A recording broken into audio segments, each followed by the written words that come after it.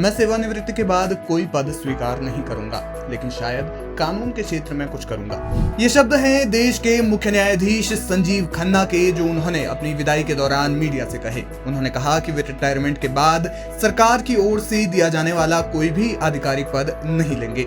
Justice Sanjeev Khanna मंगलवार 13 मई को retire हो गए हैं। बतौर न्यायाधीश मंगलवार को उनका अंतिम कार्य दिवस रहा। इस मौके पर उन्होंने इस बात की पुष्टि की कि वे रिटायर होने के बाद कोई भी आधिकारिक पद ग्रहण नहीं करेंगे। जब सुप्रीम कोर्ट में मीडिया कर्मियों से वे मिल रहे थे, तब उन्होंने एक प्रश्न का उत्तर देते हुए कोई पद न लेने की बात कही। जस्टिस खन्ना के इस बयान से स्पष्ट हो गया है कि वो किसी आयोग का अध्यक्ष पद या फिर कोई संवैधानिक पद तो स्वीकार नहीं करेंगे, लेकिन कानून के क्षेत्र में वे काम करते रहेंगे। हालांकि इस क्षेत्र में उनकी अगली भूमिका क्या होगी और कैसे होगी, इस पर उन्होंने कुछ भी स्पष्ट नहीं किया है।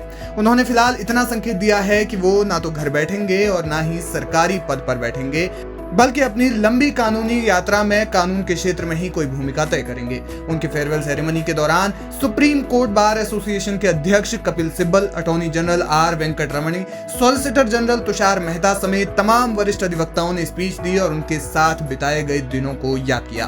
बताया जा रहा है कि उन्होंने दिल्ली हाईकोर्ट के जस्टिस यशवंत वर्मा केस पर भी टिप्पणी की। बार एंड बेंच के मुताबिक उन्होंने कहा, न्यायिक सोच निर्णायक और निर्णयात्मक होनी चाहिए। हम प्लस और माइनस देखते हैं और फिर तर्क संगत तरीके से मुद्दे पर निर्णय करते हैं।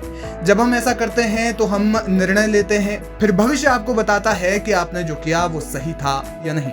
कैसा रहा जस्टिस खन्ना का कानूनी सफर? जस्टिस संजीव खन्ना जून 2005 में दिल्ली हाईकोर्ट में अतिरिक्त जज उन्हें नियुक्त किया गया और फरवरी 2006 में वे स्थायी जज बने। इस दौरान उन्होंने दिल्ली न्यायिक अकादमी, दिल्ली अंतर्राष्ट्रीय मध्यस्थता केंद्र और जिला न्यायालय मध्यस्थता केंद्र के अध्यक्ष प्रभारी जज के रूप में अपनी महत्वपूर्ण जिम्मेदारियां निभाई। 18 जनवरी 2019 को जस्टिस खन्ना को सुप्रीम कोर्ट का जज नियुक्त किया गया। उनकी नियुक्ति कुछ विवादों में रही, क्योंकि उन्होंने किसी हाई कोर्ट के मुख्य न्यायाधीश के रूप में कार्य नहीं किया था, लेकिन उनकी वरिष्ठता और योग्यता के आधार पर यह निर्णय लिया गया। 11 नवंबर 2024 को जस्टिस खन्ना ने भारत के 51वें मुख्य न्यायाधीश के रूप में शपथ ली। जस्टिस डीवाई चंद्रचूड़ के उत्तराधिकारी के रूप में उन्होंने शपथ ली। उनका कार्यकाल 13 मई 2025 तक रहा, जो केवल 6 महीने का था, क्योंकि भारतीय संविधान के तहत सीजेआई का कार्यकाल 65 वर्ष की आयु तक का ही होता है। अपने कार्यकाल के दौरान उन्होंने तमाम ऐतिहासिक फैसले दिए, जिनमें इलेक्टोरल बॉन्ड मामला, अनुच्छेद 370, Bilkis Bano case, places of worship act और वीवीपैट वेरिफिकेशन जैसे तमाम मामले हैं। 14 मई 1960 को जन्मे जस्टिस खन्ना एक समृद्ध और कानूनी विरासत वाले परिवार से आते हैं। उनके पिता देवराज खन्ना दिल्ली हाईकोर्ट के जज रह चुके हैं, जबकि उनकी मां सरोज खन्ना लेडी श्री राम कॉलेज में लेक्चरर थी। वो सुप्रीम कोर्ट के पूर्व जज हंसराज खन्ना के भतीजे हैं, जिन्होंने केशवानंद भारती केस 1973 में मूल संरचना सिद्धांत का प्रतिपादन किया और आपातकाल के दौरान एडीएम जबलपुर बंदी प्रत्यक्षीकरण मामले 1976 में एक ऐतिहासिक असहमति व्यक्त की थी, जिसे हम हेबियस कॉर्पस मामले के नाम से जानते हैं।